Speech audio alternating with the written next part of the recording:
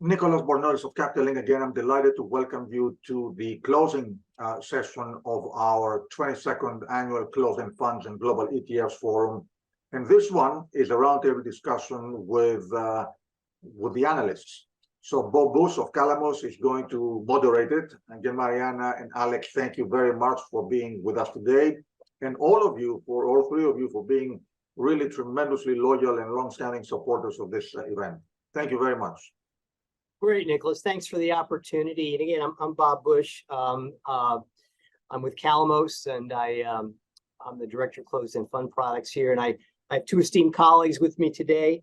I have Mariana Fariña, a CFA, Research Director, Closed-End Funds and ETPs, Passive Products at Wells Fargo Investment Institute, and Alexander Reiss, who's a Managing Director of Equity Strategies at Stifel, Nicholas. So welcome to both of you. Great to see you. We go a long way. We've been involved in this business a long, long time, and it's just great to have you back here. So we had a discussion a little while ago, which Mariana was gracious enough to host. And there we had, including myself, some other of my colleagues in the asset management industry. And many of these subjects we addressed from sort of the asset manager perspective. There's going to be a bit of an overlap here, so I'll just mention that up front. But again, the crux of the matter here is we're going to look at it from the perspective of the research analysts, which oftentimes are in line with what some of the asset management thinking is, but then sometimes it isn't. So it's also, there are many parts to any equation in any business, and I think it's absolutely critical that we tap into the research analyst thinking, and clearly we've got two of the best, if not the best, in the industry with us right here today. So just to jump into it, Mariana, ladies first, I'll start with you if you don't mind. Obviously, we've had a dearth of IPO activity, basically nothing done in the last year. Discounts have widened. We've had a lot going on. Leverage costs have increased. We've had this situation where many closed-end funds have cut their distribution rates. A lot of them have increased their return of capital component in their distribution rates, sometimes both.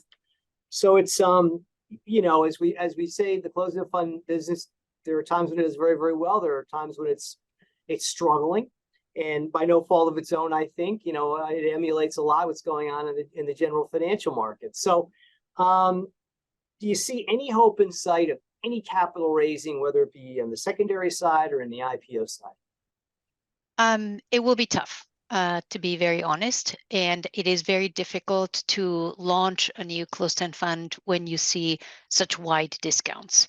The thinking for the advisor or for a client, for a shareholder would be, well, should I buy this new one or should I buy this existing one, assuming that there's something similar with such a wide discount? And so it's tough. Now, the sad thing is that this is probably a better time to launch a new fund because the markets are so low, but often the best time to launch a fund is the most difficult time to launch a fund, sadly. So I'll stop there. I don't know, Alex may have something else or. No, that's fine. I guess, Alex, flipping it over to you. I mean, arguably there are, to Mariana's point, there are a lot of good values out there. As we know, retail investors tend to source closed-end funds for capital, particularly during times of market volatility. I mean, what are you seeing on your side? Where do you see the particular value in the closed-end fund space at this point, in the secondary market? Yeah, well, if I were going to pick, you know, we broadly categorize closed-end funds in three groups here. We talk about equity funds, we talk about taxable funds, and we talk about municipal funds. To my mind's eye, the single best use of the closed-end fund structure, or the area where the closed-end fund structure probably helps you more than any other these days, or I hope going forward will help more than any other, is in the munis. To me, the municipal bond funds have been absolutely, of course, they've been hammered, right? They have the most interest rate risk of any area that you look at.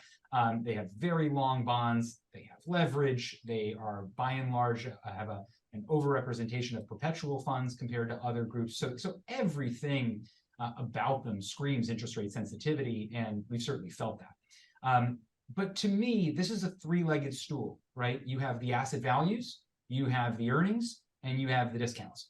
And all three of those areas are mean reverting, right? So if I look at the bond portfolios of the muni funds that I cover, across the board, their bonds are trading below par and will pull to par over time.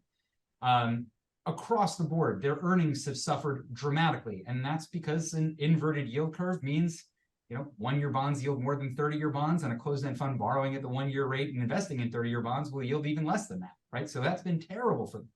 And the discounts, they're somewhere between 8 and 10% wider than what their historical averages have been. And this for a peer group that has traded at par many, many times. So I look at all three of those areas, the pull to par on the NAVs, the regaining of some steepness in the yield curve at some point will help their earnings, and mean reversions on discounts. All three of those are mean reverting. The timing is uncertain, but if you can hold your position, I think they're all wind blowing at your back over time. And I think that the returns of the closed-end muni funds will be better than what you can get in other muni product. Again, provided that you have the capacity to wait and you want a long duration investment. Right. I mean, may I add one more thing to that? I don't disagree with Alex. The municipal closed-end funds are currently trading at some of the biggest discounts. I think part of that reason is because the municipal funds set their distributions typically much more in line with the level of earnings. So as Alex mentioned, leverage has been an issue, has been a challenge. Sometimes it's wonderful to have the leverage, but in the past few months, as short rates have gone up, the cost of borrowing has gone up. That means the earnings have come down. And municipal bonds have basically, as the earnings were coming down, they've been cutting the distributions. That has not necessarily been the case with most of the taxable closed-end funds. Even though the earnings have come down, they've maintained the dividend. And I'm talking about here averages and generally, but they've maintained the same distribution even though the earnings were coming down.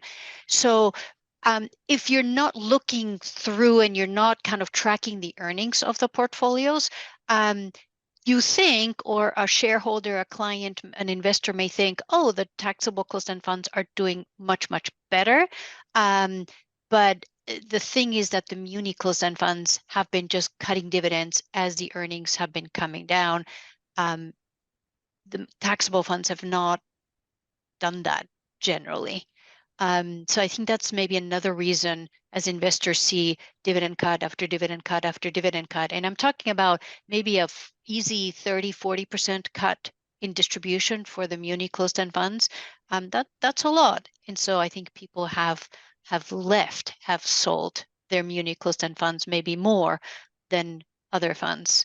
And I think that may partly explain the wider discounts on muni closed-end funds.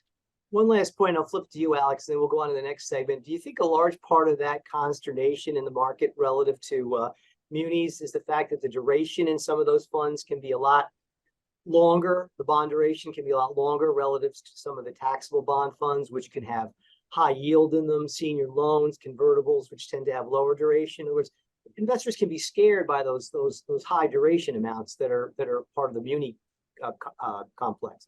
Yeah, I think you're completely right. Look, risk and reward are correlated. The closed-end muni funds don't get their reward from credit risk. They get it from interest rate risk, right? And interest rate risk over the past year or past year and a half has been punished terribly. Credit risk has fared pretty well. You could just look up in any financial publication, the Journal, the Financial Times, whatever it is, and the articles about how well high yield, how well credit has managed to hold up despite very, very large increases in rates. You can find that story out there a lot. So the primary benefit that a muni fund brings to you, so like, okay, I'm taking interest rate risk, but I'm taking much less credit risk. That just hasn't been the place to be for the past year and a half. So I think the fact that interest rate risk sort of looms large in people's minds today, and that's something that they want to avoid because the taste that everybody's had over the past year and a half has been pretty bad. But over a long period of time, the durability of the credit, right, the strength of municipal bonds credits, of like real government bonds, yeah, is probably not playing is not occupying the space in people's minds that it typically does, and that sort of effect on your portfolio, where I can have something when economic conditions actually were they to turn down, I think you would immediately see people get religion on credit risk and then be all back for interest rate risk. But your point is taken very, very well. Yeah, interest rate risk is hurt. Muni funds have tons of it. But I think for investors, it's important to realize that interest rate risk comes and goes. You know, credit risk is forever. When something defaults and doesn't pay you back, that's pretty much it. These funds, their durations have climbed, as you've seen, you know, more extension and all of those issues, which we're very familiar with. These things have happened before. And again, when interest rate, when high quality assets begin to serve their role in people's portfolios again, and have done that good job that people expect them to during tougher times, I think they'll be in fashion again. I don't view this as a permanent condition. No, it never is. You know, where things change and where they stay the same in many respects. Mariana, I'll flip it to you again from a research perspective. So when you design a new product, oftentimes the advisor team has their mindset on perhaps typical portfolio managers want as much flexibility as possible, no question about it. But when you market a product to our investors, the sense is they really want a little bit more definition as to what they're buying. In other words, there are funds out there, and they've done well, which can kind of go anywhere, do anything, and that's all well and good. But again, there's this sort of, I think, this inherent sense from the retail analyst community to try to at least maybe sharpen the pencil a little bit so that the investors have a kind of a general sense of where the focus is. You know, that said, when you get an environment like such as that we've had, is it more incumbent to sort of look at funds that have a lot more flexibility relative to those that are sort of more focused? I mean, in your seat, is that one of the things you look at, or does it matter when you recommend a fund, particularly during times of stress in the market? Yes and no, and let me try to explain that. More flexibility, if you're talking about allowing the investment objective, allowing the manager to move to different asset classes, that is useful, and that helps, should help for performance if the manager goes to the right asset class at the right time. The reason I said also no is because sometimes if a portfolio is too complex, and therefore it takes too much time, too much effort to understand it, and therefore too much effort to try to explain it to a client, it has the risk that the advisor may say, you know what, skip, let's go to something a little bit easier that I can explain, and that the client is more likely to understand. So I think that's the challenge of a more complex or a more, quotes, flexible fund. That's why I said yes and no. So generally, flexibility is good if you could take advantage of that, but it may take a little extra to explain. Well, Yeah, I would go ahead, Alex, please go ahead. Yeah, I'd piggyback on top of that. I'd say two things. I like it when managers have the ability to be flexible, but still stay fairly close to something predictable. So for example, if a senior loan manager has the ability to use high yield, right? So it's all broadly within the auspices of credit, and somebody who's bought a credit fund understands that this is one of the credit sensitive parts of their portfolio. These are the interest rate sensitive parts of their portfolio, and it helps them understand what they hold all the time. With regard to the funds that have mandates that allow them to really go anywhere, anytime, one of the interesting things that I found out over time and looking at these funds for long periods of time is that actually managers don't use that ability as much as you might think. We have, as part of our regular reports, when we talk about individual funds, we have a series of charts where we'll go back through all of their semi-annual and annual reports going back to the day that the fund came out. and we'll show within, again, this is for funds that have that go anywhere kind of structure. And we'll say like, okay, so for high yield bonds, this is the most they've had in their portfolio over time. This is the least as a percentage of assets. For, whatever, mortgages, loans, preferreds, whatever. And you'll find that actually the ranges of the allocations that many managers, not all, but many managers do actually wind up using over time just doesn't vary as much as you'd think. They tend to have either a particular sort of like overweight, they might be, this is a go anywhere fund, but most of the time you're going to see it in international type holdings, or this is a go anywhere fund, but most of the time it looks like credit. So I think that actually some of those funds that have that go anywhere provision or those abilities to be wherever they want, you'd be surprised at how consistent they are. That's a very good point, Alex. I'm glad you mentioned it. You talked about different asset classes that they may go into, but they don't necessarily. I can think of one fund that has mentioned we would like the flexibility of leverage, and they've prepared for leverage and they have everything ready to leverage, but so far I haven't seen any pulling the trigger on leverage.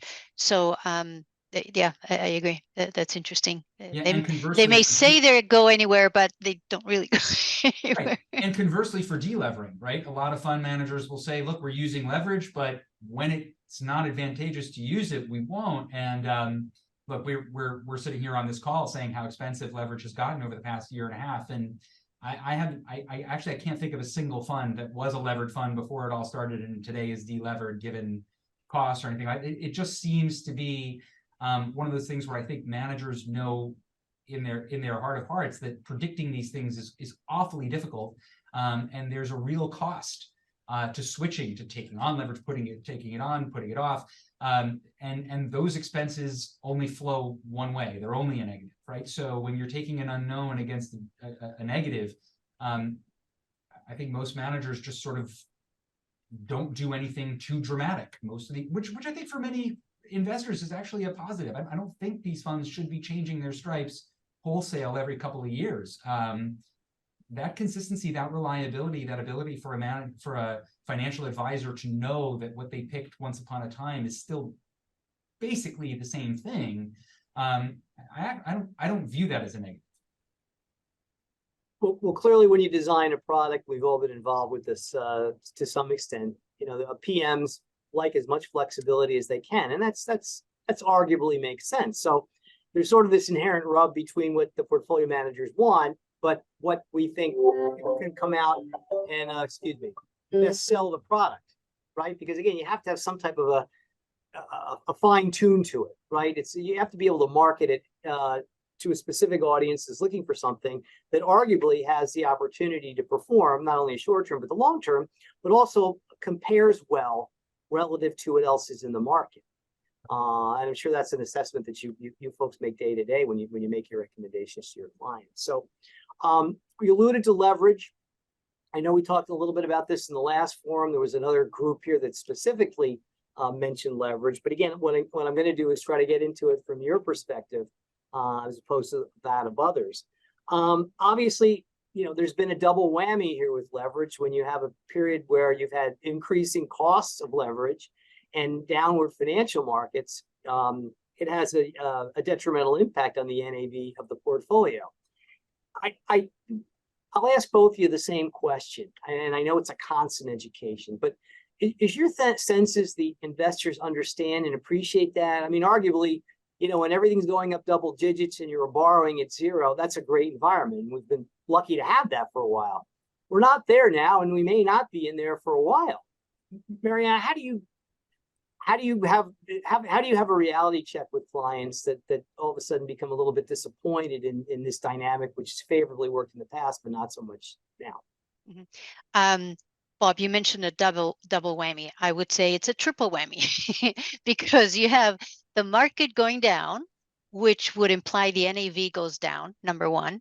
Then you have, if you have leverage, the NAV goes down even further number two. And number three, then you typically in those cases have the discount widening. So the market price goes down even further. So it's a triple whammy, in my opinion.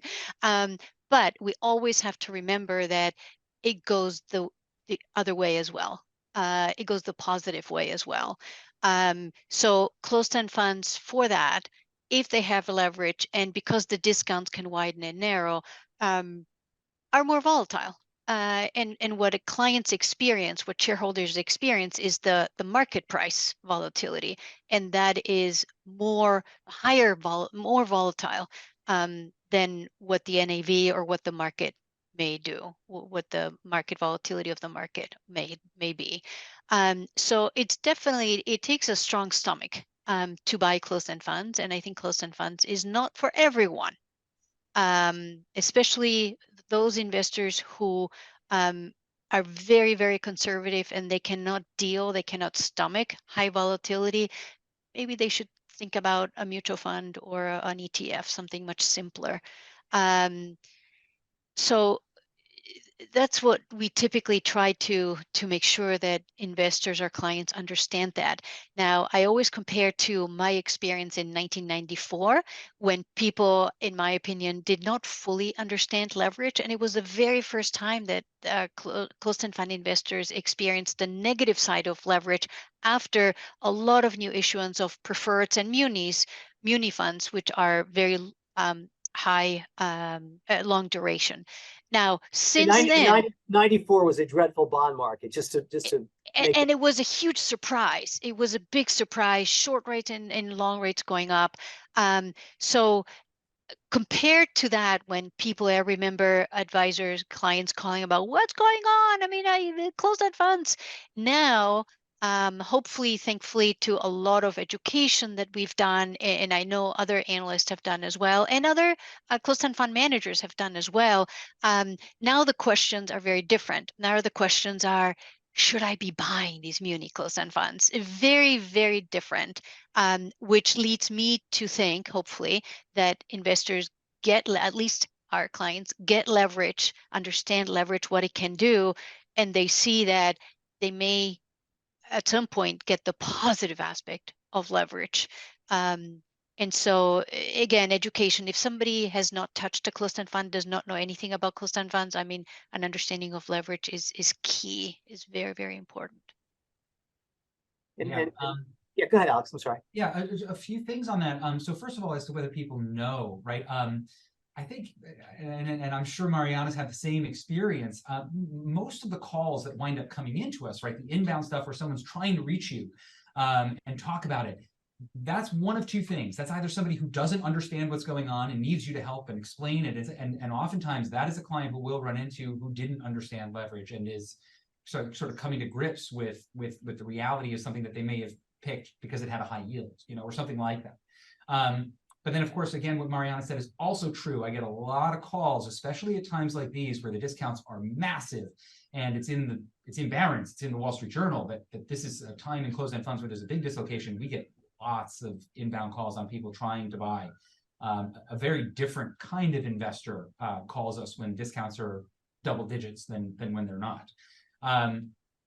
So as to the understanding, I mean, I think you get both. And again, in today's environment, the people who are trying to buy, I think they do understand what they're looking for.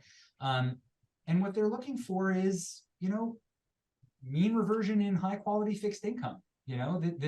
That tends to go both ways. Bonds come out at par. They either go to 110 or they go to 90, but they tend to come back to par. And depending on the time frame and all of that, that's all a little bit of a piece of work to try and work that out. But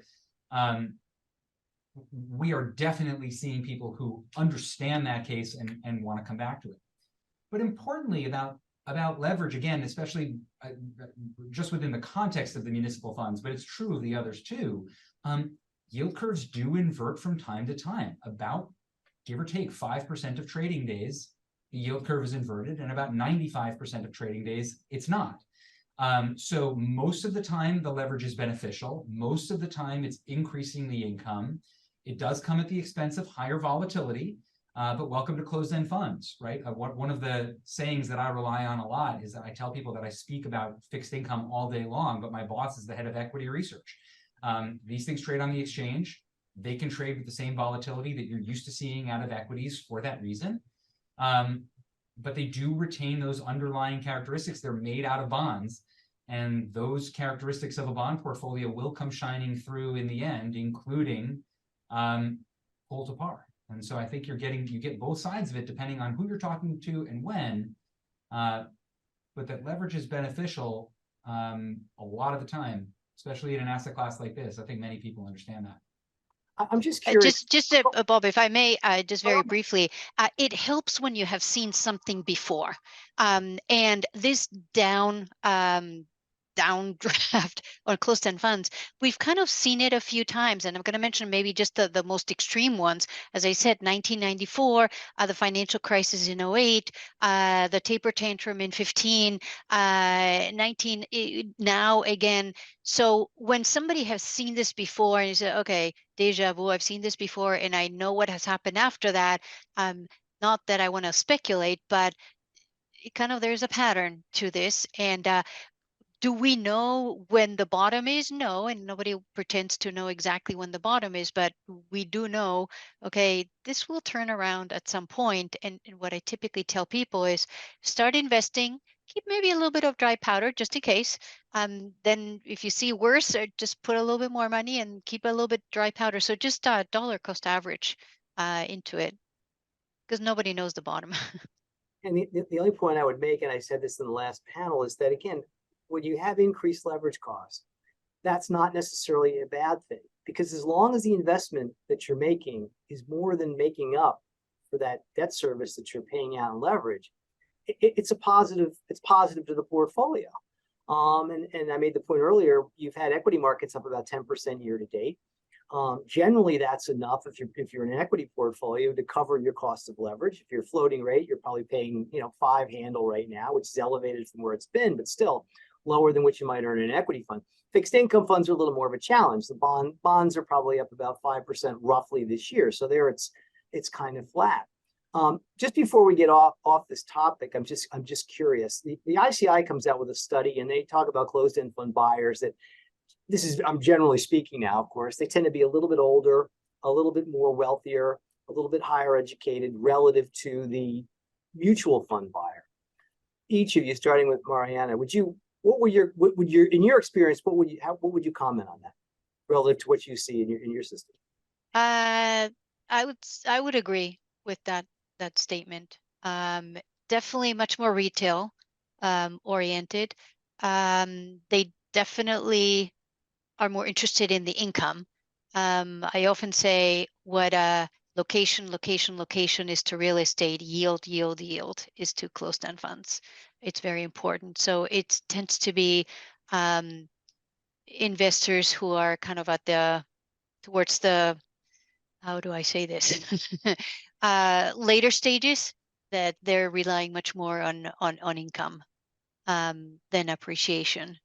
So I would agree with Alex? the ICI statement. Yeah, I agree with that, and that's who we tend to see. Instead of people who are, I put it in that I think Mariana and I are both searching for a good term on how to refer to the types of clients that we see in closed-end funds. I say it's oftentimes people who are in the decumulation phase of their investing career, when they're relying on their portfolio to start paying their bills instead of the accumulation phase where you're just constantly contributing to it. Now is the phase where you need it to contribute to you. And so that tends to be the majority of investors that we find in closed end, especially, again, we were talking about muni funds or preferred funds before. These are income paying asset classes, so I think it makes sense that we attract an income oriented investor. But I will give a little plug for the total return investor, for younger investors who are seeking to accumulate capital over time and still have a long runway. For people, for example, let's say, again, today we're picking on the muni funds, but somebody who owns one of those funds today trading at 85 cents on the dollar, who takes those distributions from NAV, right, at a dollar on the dollar, right? Every time you take a distribution, it's not being delivered to you. It's something you bought at a discount, but it's not being delivered at a discount. It's being delivered at its full value. If you reinvest those distributions over time, you create a second compound layer of return, right? You're using 85 cent on the dollar assets that pay you a few dollars. You take those dollars and you buy more 85 cent on the dollar assets that over time liquidate a portion of their holdings too. And you really do create a second compound layer of returns that is extraordinarily beneficial for as long as the funds remain very, very cheap. You get that tailwind at your back. And then, so we have younger investors who buy these kinds of income-oriented funds. They're constantly reinvesting their dollars over time. And then one day in the future, they will flip that switch from reinvest to send me the check. And they will have created, again, in the case of the muni funds, something that kind of feels halfway between an annuity and a Roth IRA. It's a really good way to develop, sources of income that you will use later, even if it takes some of your investing years, some of your runway to invest in those and to develop it. But I think they're extraordinarily good tools, especially when they're this cheap.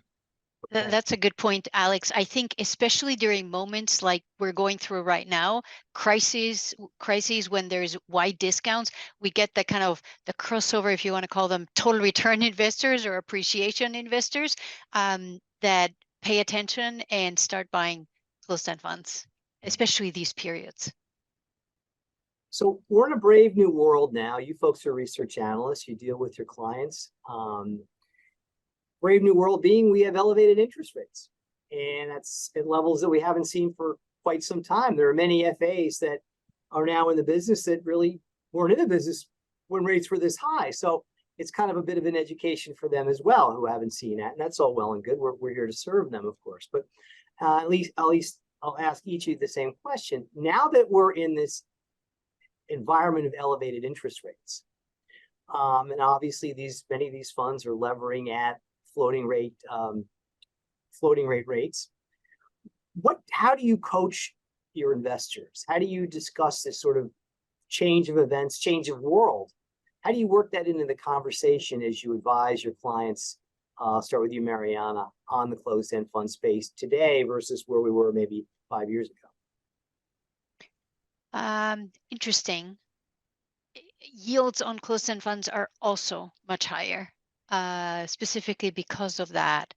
I think I would definitely, as I try all the time, no matter what the market environment is, make sure that they understand the asset class that they're getting into first, because I think that will dominate the total return, will always dominate the total return. So making sure that they understand, do they want equity? Do they want fixed income? Within fixed income, what do they want to take credit quality risk? Do they want to take interest rate risk? That number one. And then if there's leverage, make sure that they understand that, and that they're willing and that they're able to take that risk. It's a different environment now, Alex. 3 or 4 years ago, when you had a floating rate at 0 and the loss of leverage was not much more than 0, it was a pretty safe bet. Well, nothing safe, but you had a greater opportunity to earn a positive spread in whatever your investments were relative to what you're paying out in debt service. That's not the case now. So it now starts to become incumbent upon thinking in terms of what the underlying assets are, and assuming their leverage, their ability to earn more than what their borrowing costs are. Thoughts on that? As that dynamic is very different than when we were, again, a couple of years ago. How does that factor into the discussions? Yeah, it's interesting. I guess we sort of entered that realm of an ultra low interest rate environment after 2008, right? So we're talking about roughly a 15-year phenomenon. And during that time, I believe it was either Paul McCulley or Mohammed El-Arian, it was somebody from PIMCO who coined the term the new normal. And now we're kind of back to the old normal, right? We used to have a world where a 5% treasury rate just wasn't crazy at all. And then, you had 15 years of heavy duty Fed intervention. And I had an advisor once say to me, and the phrasing that he used just sort of stuck with me, which was like something to the effect of, with the Fed in the market distorting the fixed income markets so much, a retail investor in that environment is forced to distort what their typical asset allocation plan would have been, right? Some people would call that TINA, where there was no alternative to owning equities because bonds paid you 2%, and that just wasn't going to be able to be worth it. So, I actually find that, a lot of the advisors that we deal with, they have more than 15 years experience. I think most of the advisors that come across my desk have significantly more experience than that. And I think actually there's a cohort out there that for the first time in a long time is kind of comfortable with it, that understands what they're seeing, like, that you're now back to an environment where bonds have to cope with the potential for, inflation, and not just thinking that deflation is our biggest risk, or everything is going to become Japan, or, any of these sort of ways that we had of characterizing it. So I think actually it's a reassertion of traditional asset allocation planning. You can go back, the 40 in your 60-40, right? The bond component of your allocation plan is actually able to produce a decent return these days. The higher quality but yet interest rate sensitive component compared to the lower quality but more economically sensitive parts of your portfolio should do different things at different times and kind of smooth the path again going forward. Which was something that was very, very hard to depend on when bonds yielded 2. And so, one of my sort of hopes as we go forward, that we're now actually past the abnormal era, and we're back to some of the conventional rules should begin to reassert themselves. And again, a lot of the advisors here at Stifel, I'm sure at Wells Fargo, it's the same thing. They have decades of experience. They actually know what they're dealing with in a way that maybe your sort of average investor maybe doesn't have a 15-year experience, or hasn't committed the lessons and the memories, and doesn't sort of read about this every day and maybe remember what it was like before. But I think a lot of advisors do. Terrific. So we've got about 3 minutes left. So I'm going to ask you each this final question. We'll have a lot of experience in this. Mariana, starting with you, key takeaways from 2023. What did we learn, and how can we help our clients with what we've learned this year? What did we learn? Well, we've seen this before. 23, I don't think is completely new. We have been in environments in the past where interest rates have risen, long rates and short rates. So the closed-end funds are behaving the way they should. So just reinforcing an understanding how closed-end funds tend to behave, which is during crises, discounts tend to widen. When short rates rise, the cost of borrowing, it has been maybe a little bit more drastic this past few months, but they've done what one would expect them to do. Cut dividends when short rates go up, and in the past, increase dividends when short rates have declined. So in my opinion, it's just reinforcing what the closed-end fund behavior is, and making sure that one can take that risk. Alex, your thoughts? Yeah, look, I think there's always a lot of lessons that are learned when tough times come, right, and when markets behave poorly. But one of the things, Mariana alluded to before, that when we talk, say, about municipal bond funds, they're one of the areas where the earnings tend to really, really match the earnings of the portfolio tend to match the distributions quite tight. But when you look at other asset classes like equity and some elements of the taxable fixed income, but more often equity than not, the distributions and returns are two completely separate things. And I've found that for people who had some shock over the past 2 years, that's been something that you really have to kind of sometimes get in and really explain in the weeds. That, again, for most equity type funds, distributions on closed-end funds feel a lot like RMDs do in a retirement account. It's a number, it's a good faith estimate that the management has come up with what they think that they can produce, what they think the existing capital gains on their balance sheet will compel them to distribute over time because of the 40 Act rules, because of any number of components that go into that kind of a decision. The distribution will be whatever it is. But people's spending decision, their consumption amount, their withdrawal rates, all of those things should not be based on what the board of directors of a closed-end fund in its boardroom decided the distribution on this fund ought to be, for that laundry list of reasons that they have to think about when they're setting those policies. And so what I really hope that people have taken over the past year is just this notion that distributions are one component of return, and we should look at them, we should analyze them, we should really have a good understanding of everything that goes into where that's coming from.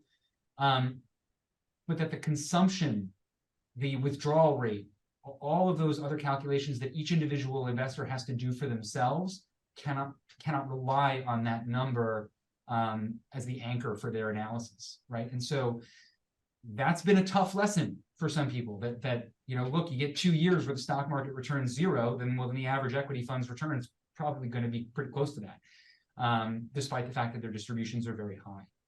And so that's been one of the learning experiences. But I think as we go forward, the learning experience is that certain asset classes that are built out of very, very good stuff, where the credit is strong and the investments pay you back on time and in full far more often than not, those bounce back. And that's why we own something that pays a little less, but is more secure.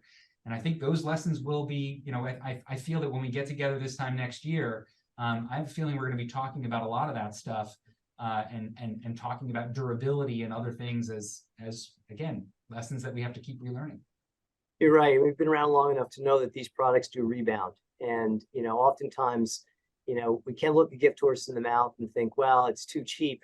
Why would I want to buy it? It's only going to get out lower. Well, not necessarily. I mean, we've seen so many times this market has had a rough go. You've seen underperformance in down markets because of leverage. You've seen widening discounts. But again, these are great products that are managed by really top tier managers, because it's tough to get one of these out the door. I can tell you that from experience. And they come back, they rally, and that's good. So understanding the product and taking advantage of those sales, which I will call them, I think can certainly behoove your clients. But again, you have to roll up your sleeves and see what's in the portfolio, because they're not all. Oftentimes, the space, as you know, is painted by the same brush. These are very different investment. Although they're closed-end funds, they have very different investment objectives. They have very different management styles, uses of leverage, and so on. So it's not all one size fits all. It's not yield. It's not a number distribution. It's what's going into that and how that's achieved. So I see we're at the time where we must depart. Mariana, Fariña at Wells Fargo, much appreciated. Alex Reiss, always a pleasure. Thanks so much for your thoughts as always. Nicholas, I'm going to turn this back to you, if you don't mind.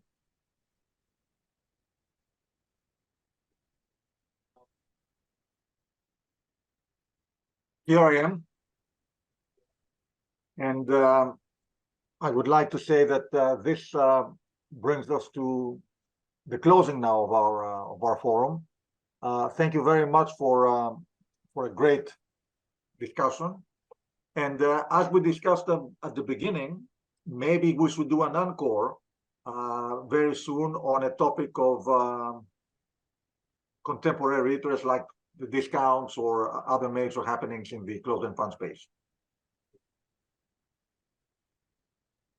Why not? I think it makes sense. There's a lot of questions out there, Nicholas. I know Alex is getting it, Mariana's getting it, I'm getting it. To the extent we can serve our shareholders better by giving them more information on the subject, I think that's only beneficial.